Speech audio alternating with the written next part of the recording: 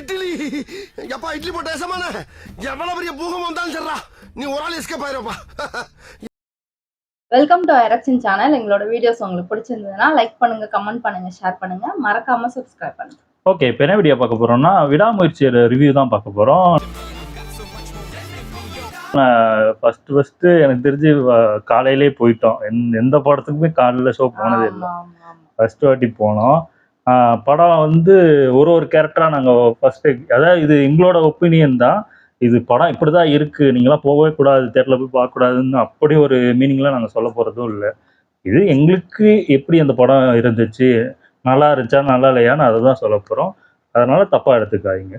First Ajith சாரோட character, அவரோட character வந்து ரொம்ப அதாவது சைலண்ட்டாக எந்த பிரச்சனைக்கும் போகாமல் அமைதியாக அவரோட லவ் லைஃப் வாழ்ந்துட்டு அதுக்கப்புறம் அப்படி ஒரு கேரக்டர், அவரோட கேரக்டர் இது ரொம்ப நாளுக்கு அப்புறம் அந்த லவ் இது பண்ணுறதுலாம் நல்லா இருந்துச்சு. இதெல்லாம்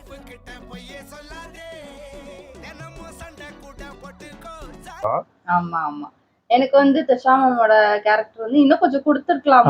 ஏன்னா கொஞ்சம் கம்மியா இருந்த மாதிரி. அது அந்த கடத்தல் பண்றதுனால அந்த லவ் மட்டும்தான் அவங்களுக்கு, அதாவது ரொம்ப நேரம் கூட வந்திருக்க மாட்டாங்க. இதே ஃபர்ஸ்ட் ஹாஃப்ல கொஞ்சம் தான் வந்திருப்பாங்க.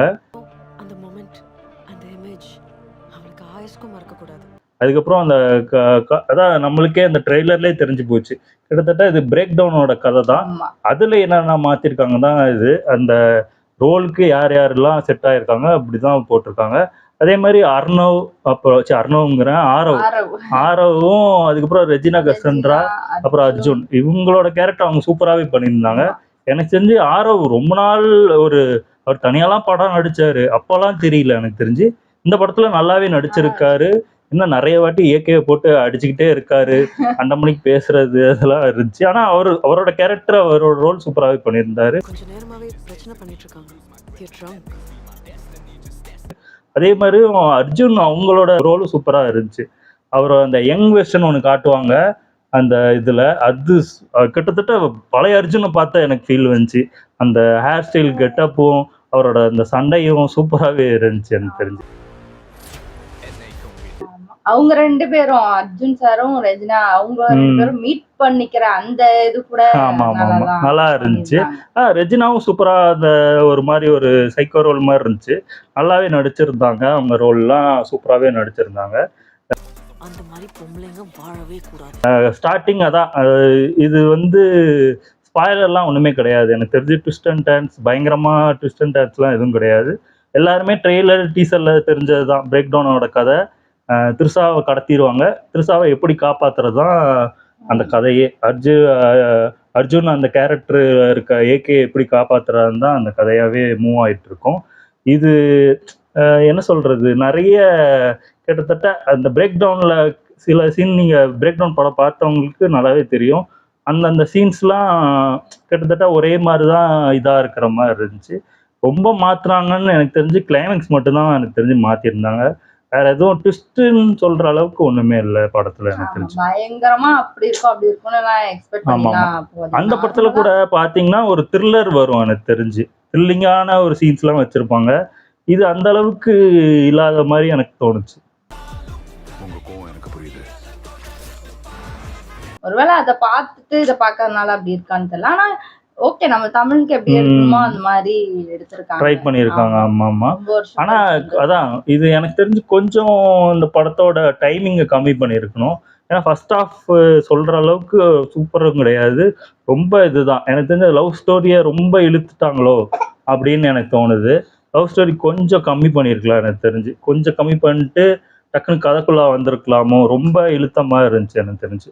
ஆமா ஆமா, கொஞ்சம் கம்மி பண்ணியிருந்தா இன்னும் நல்லாதான் இருந்தது. இது கொண்டு போன விதமும் அதுல இருக்க மாதிரி நம்ம எதிர்பார்க்கிற மாதிரி நம்ம எதிர்பார்க்கறோம், இது மாதிரிதான் இருக்கும்னு நம்மளால சொல்ல முடிஞ்சு. ஆமா, செகண்ட் ஹாஃப் வந்து வேகமாவே போயிட்டே இருந்துச்சு.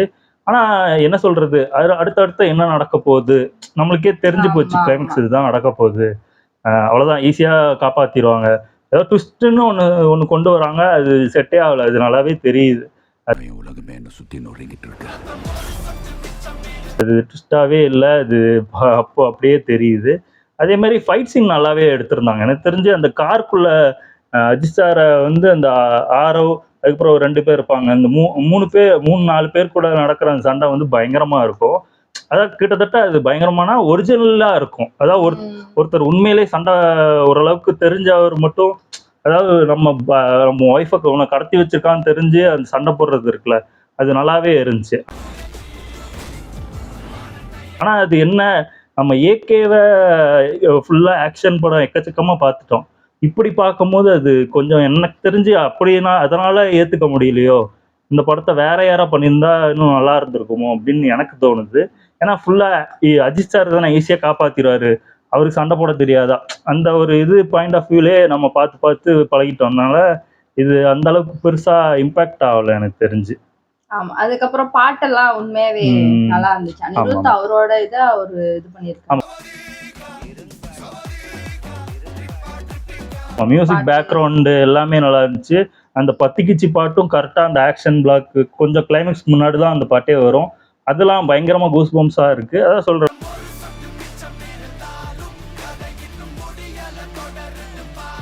ஆக்ஷன் இதெல்லாம் ஏகேவோட ஆக்டிங் எல்லாமே நல்லா தான் இருக்கு. அதே மாதிரி அர்ஜுன் சாரா இருக்கட்டும், இல்ல ரெஜினா, அவங்கெல்லாம் நல்லாவே நடிச்சிருக்காங்க.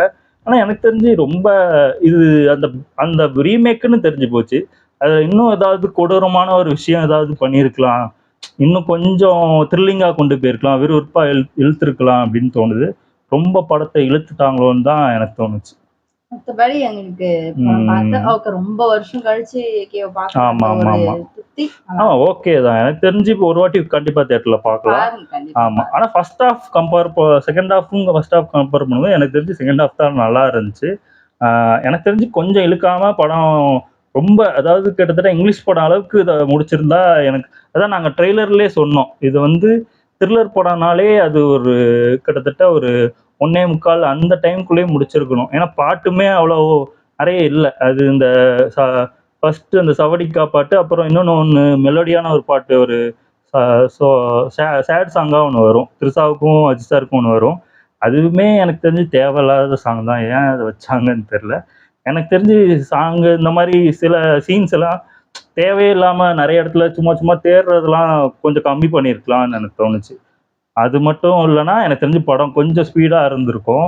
எனக்கு தெரிஞ்சு ரொம்ப ஸ்லோவாக ஆன மாதிரி தான் இருந்துச்சு. அதே மாதிரி ட்விஸ்ட்டுன்னு சொல்கிற அளவுக்கு ஒன்றுமே இல்லை. அதே மாதிரி த்ரில்லிங் கொடுக்குற அளவுக்கு ஒரு ஃபீலும் கொடுக்கல இந்த படம். மற்றபடி ஓகே, எல்லாரும் போய் கண்டிப்பாக என்ஜாய் பண்ணி பாருங்க. எங்கள் வீடியோஸ் உங்களுக்கு பிடிச்சிருந்தா லைக் பண்ணுங்கள், ஷேர் பண்ணுங்கள், கமெண்ட் பண்ணுங்கள், மறக்காம சப்ஸ்கிரைப் பண்ணுங்கள். எல்லாருக்கும் பை.